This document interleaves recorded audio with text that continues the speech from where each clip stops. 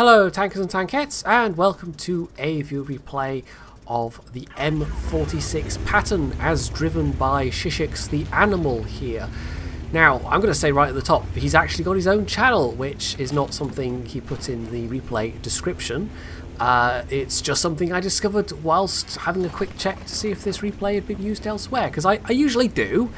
Sometimes it ends up being a duplicate of one that somebody else has used on their channel. That actually happened very recently with Oak, or Mark GFL as his channel now is, where I did do a search and it just didn't turn up that, you know, it was the same replay that I was looking at. So, you know, even when I check, sometimes that happens. But in this case, it wasn't that it had been used elsewhere, it was that this guy's got his own channel. So I'll put that in the description and you can go and check that out and see if you're interested in what he does.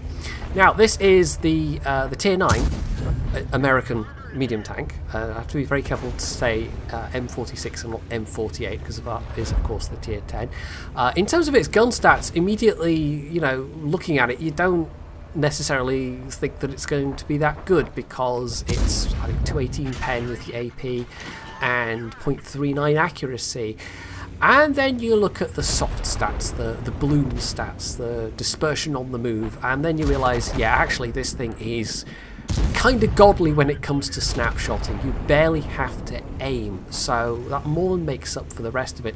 And that 218 AP penetration also explains why he's carrying an equal amount of AP and APCR.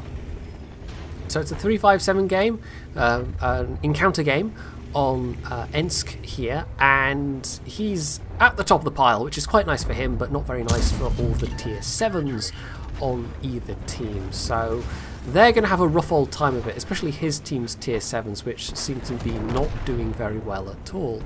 He has shaved off a big chunk of health from one of the enemy Tier 9s already. That's Centurion 7-1, who he was punishing quite hard, but sadly that shot doesn't find its mark. In most tanks, that would be a bit of a risky shot to take and maybe a waste of ammo, but yeah, looking at the handling stats on this, definitely not. And there's a couple of shots he's going to get away with in this one that really do come down to those beautiful Patton gun handling stats. So it's not looking good for his team right now. The entire group of his team that was on the 890 line are getting slaughtered. There really isn't another word for it. Most of the kills have in fact been over on this side of the map. In fact, I think that's been all of the kills so far, and basically most of Shishix's team have been kind of useless. Well, they've just been completely overpowered by the enemy team essentially, and so what he has done is come over to the side where there are fewer enemies to pick off, because really what you need to do in this kind of circumstance is try and thin the herd a little bit. You don't want to be facing a whole bunch of enemy tanks all at once. You're just going to die very, very quickly.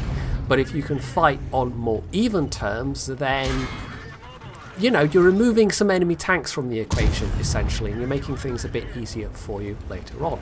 So 4.5 minutes.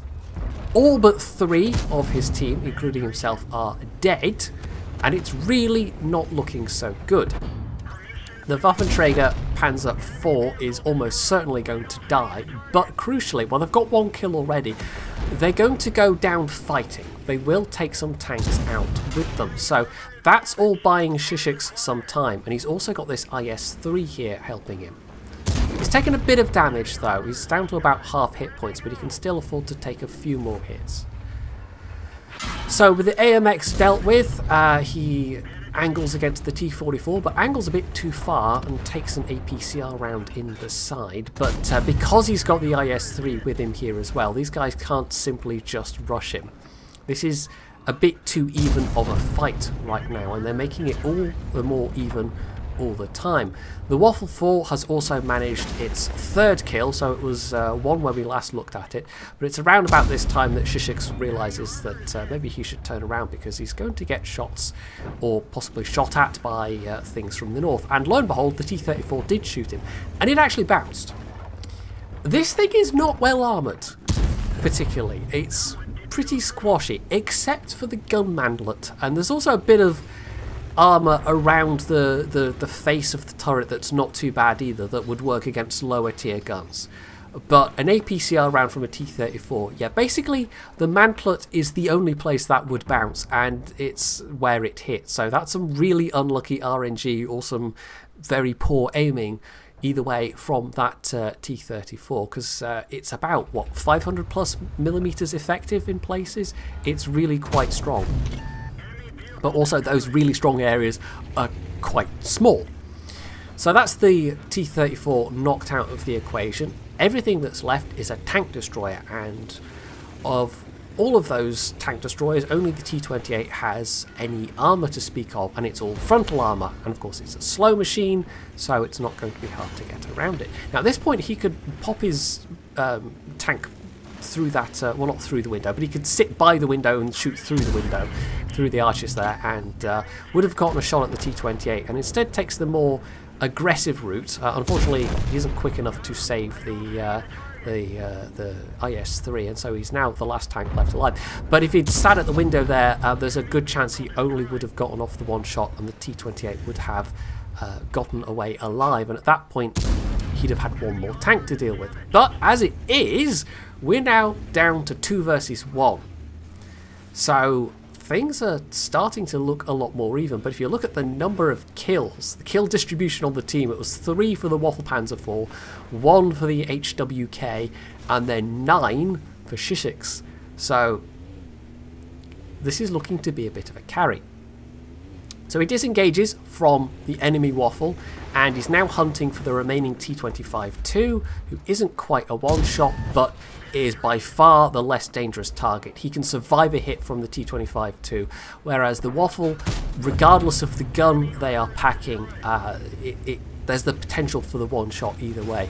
The 150mm gun, the 15cm, would almost certainly be a one-shot. In fact, that might be a guaranteed one-shot.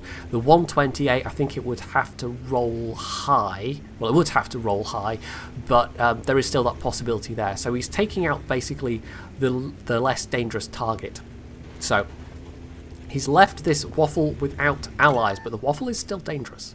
Now, it's a slightly hairy moment. He goes hunting for the Waffle again. He's got a very good view range, but the Waffle's gotten himself into some bush cover. And if I had to guess, probably K0, K9, around about that kind of area.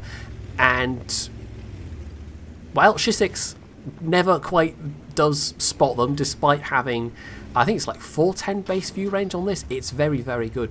So rather than try and play peekaboo with a very stealthed up tank destroyer, which could potentially one-shot him, he instead goes for the cap. And he's got enough time to actually fully cap this out, if the Waffle is inclined to let him. And normally, you know, in a situation like this, you might want to actually avoid the cap circle, because being in the cap tells the enemy exactly where you are. But this is what he wants. He wants the enemy to know he's here. He wants the enemy to come to him, because there are more limited avenues of approach, and also it gives him the advantage potentially in terms of aiming his gun. Now, if the Waffle had been super sneaky, he maybe could have even come from behind Shishix, but obviously he was banking on the Waffle coming down the 5 line and had presumed that it would be from the south. But you may have noted he was nudging that T-34 wreck when he arrived here. And this is why. This gives him some cover from the north. He actually has more cover here. This is a more advantageous position. The Waffle would have almost been better coming at him from the south. Although the best plan, as I say, would have been to either come around the top or the bottom of the map and basically pop out from behind, completely have the element of surprise. And the Waffle had time to do this as well. But instead they have done pretty much what Shishix was hoping they would do, and make their approach along the 5 line. And now it's come down to that snappy gun handling. He's got perfect cover here. He's got the cap circle.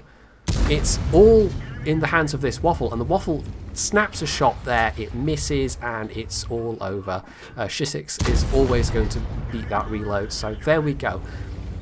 That was a pretty tall carry. A pretty tall carry? Pretty hard carry. Where did tall come from? I don't know. Anyway, 11 kills, 9,131 damage, Pools Medal, High Caliber, Top Gun Steel Wall. No Kolobanovs because, you know, the IS-3 was alive for quite a long time, but that was like one away from an epic medal. I think you get an epic medal for having 12 kills. So, yeah, if he'd had just one more, then that would have been even better. But still, as it was, that was pretty damn good. And he had to do a lot that one because, as you could see, quite a lot of his team weren't doing much at all. And the tier 7s especially just were completely outclassed. So that was close on 2,000 base XP, which is always impressive. The tier 8s, the Waffle on his team, generally acquitted themselves quite well, although actually, having said that, only really the IS-3 and the Scorpion did any appreciable amount of damage, and there were a couple of tanks that did literally 0 damage. So he had to carry pretty hard, and carry pretty hard he did. And in the end, that combination of just, you know, brain power and the actual positive characteristics of the tank came in very, very useful. The low penetration didn't so much matter, although he ran out of AP well before the end there. He basically fired all those shells. But, I mean, towards the end, you know, he was able to use HE shells because the Waffles are... That entire line are very, very vulnerable to that for the most part. So, the less good stats of the gun didn't particularly matter, and he was able to negate the lack of armor by thinking smart and using that tank corpse very, very effectively. So yeah, that really was a heck of a game, and well, hopefully you enjoyed it as much as I did. And if you did, you can hit that like button, you can leave any comments below, you can sub to my channel if you haven't already, and as always, stay tuned for more.